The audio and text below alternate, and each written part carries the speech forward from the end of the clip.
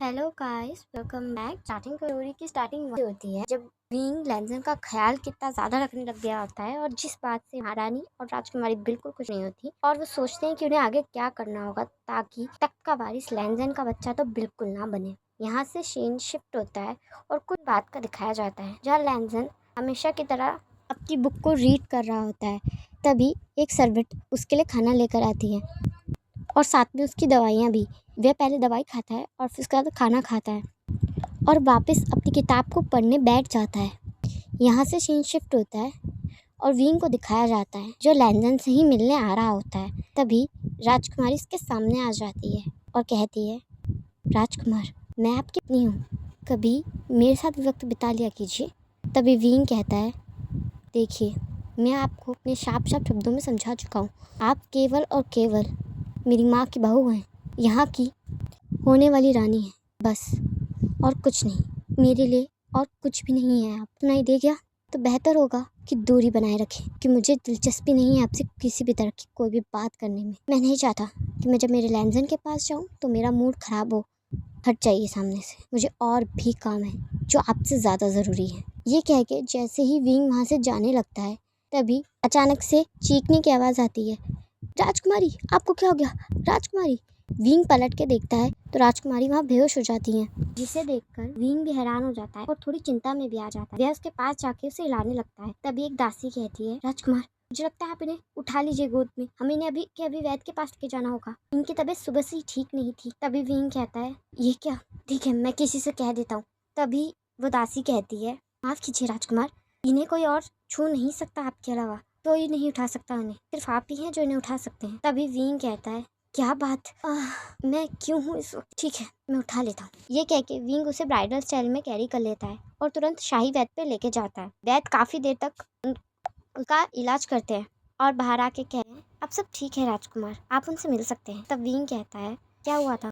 क्या हुआ था उन्हें? तभी वैद्य कहते हैं, ढंग से पता तो नहीं चला, शायद चिंता के मारे बेहोश हो गई थी। तभी विंग बात को समझता है और राजकुमार से मिले अंदर जाता है ताकि वो उनका हाल चाल पूछ सके और उनसे मिलकर कहता है, अब तबीयत कैसी लग रही है आपकी? तब राजकुमारी है, अच्छी लग रही है, चलिए बहन आपने बात तो की। तब विंग कहता है, देखिए, मैं बस आपकी तबीयत पूछने के लिए रुका था, ऐसा नहीं लगता यूं चले जाना। आपकी जगह कोई और भी होता तो भी मैं रुकता, आपकी तबीयत के बारे में जरूर पूछता। आशा है अब आप ठीक होंगी और अब अपना ख्याल खुद रख सकती, मुझे जाना है। जैसे वे जाने लगता है तब राजकुमारी विंग का हाथ पकड़ लेती है और कहती है, थोड़ी देर तो आप मेरे पास बैठ ही सकते हैं राजकुमार, मेरी तब ठीक है, आप मेरे साथ 2 मिनट के लिए भी नहीं बैठ सकते? किसी अनजान व्यक्ति की तरह ही बात कर सकते हैं आपसे? इतना तो मैं डिजर्व करती हूँ राजकुमार। तब विंग कहता है, देखिए।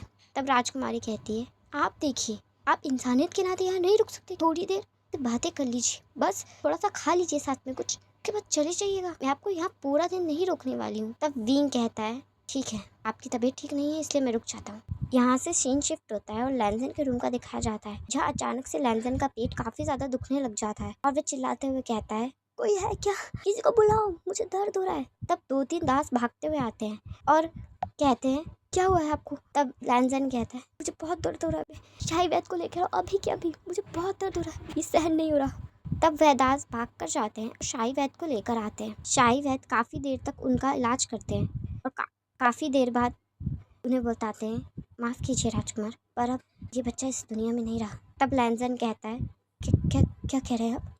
बोले कि आप झूठ कह रहे हैं, मजाक मत करिए, ये मजाक मुझे बिल्कुल पसंद नहीं, बताइए, सच बताइए। तब राजवैद्य कहते हैं, मैं नहीं बोल रहा हूँ, मुझे अफसोस है। तब लैंजन कहता है, नहीं, तो नहीं हो सकता, सब ठीक था, सब ठीक था, ऐसा नहीं हो सकता, कुछ गलती हुई है, आपसे कुछ गलती हुई है। नहीं नहीं नहीं, मेरा बच्चा नहीं, बिल्कुल नहीं, मैं उसे छोड़ने नहीं दूंगा, नहीं हो सकता। राजकुमार विंग, उन्हें बुला के लाओ, राजकुमार विंग को बुला के लाओ, अभी के भी जाके उन्हें बुला के लाओ, मुझे उनसे बात करनी है, मुझे उनकी ज़रूरत है।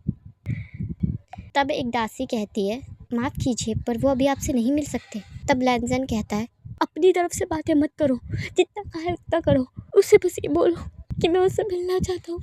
तब वह दासी कहती है, वो आपसे भी इसलिए नहीं मिल सकते क्योंकि वो राजकुमारी के साथ हैं, उनके कमरे में।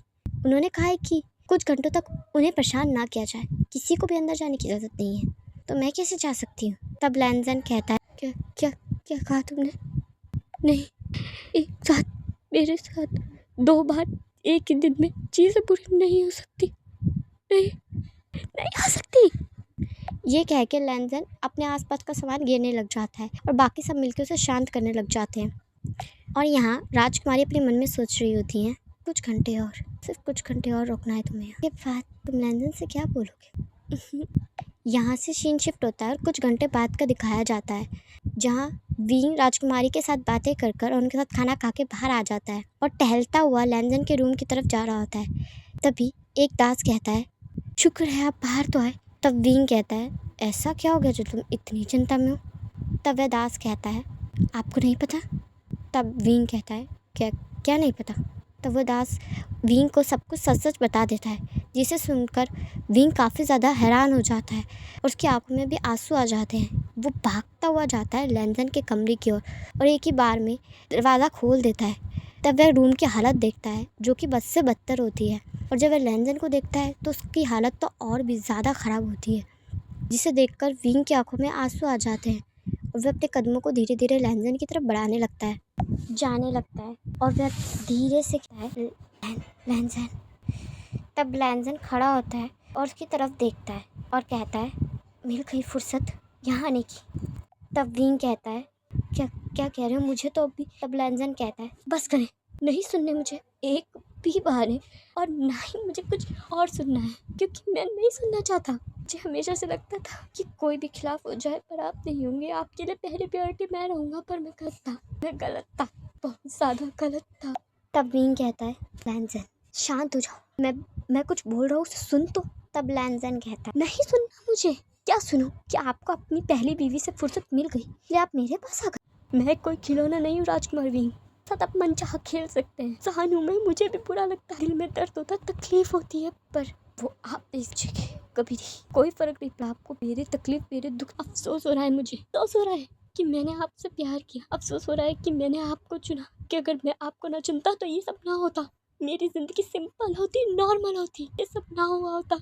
मेरे साथ जो भी बुरा हो रहा है उसकी वजह सिर्फ और सिर्फ आप है। मेरे हर आंसू की वजह आप है, मेरी हर तकलीफ दर्द की वजह सिर्फ और सिर्फ आप है।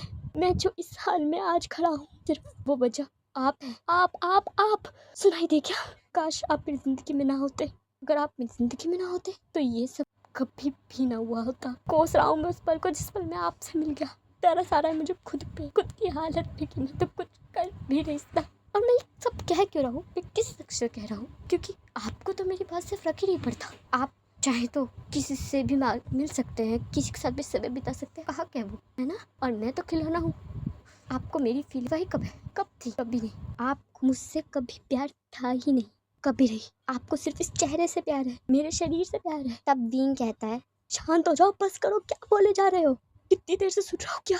लैंजन शांत हो जाओ प्लीज। क्या बोल रहे हो? क्यों बोल रहे हो मेरी बात तो?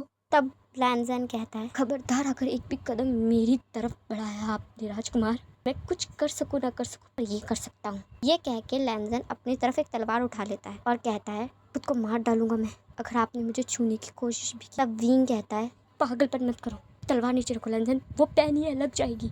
मेरी बात सुनो, बैठ के बात कर सकते हैं, वो लग जाएगी लैंजन, प्लीज रुक जाओ ना। तब लैंजन कहता है, ये दिखावा बंद कर दीजिए कि आपको तकलीफ होती है, क्योंकि अगर आपको होती तो आप खबर सुनते ही मेरे पास होते, मुझे संभाल रहे होते, पर नहीं, ऐसा कुछ नहीं है। तो ये दिखावा बंद करें, बहुत हो गया ये दिखावा प्रेम बहुत हो चुका।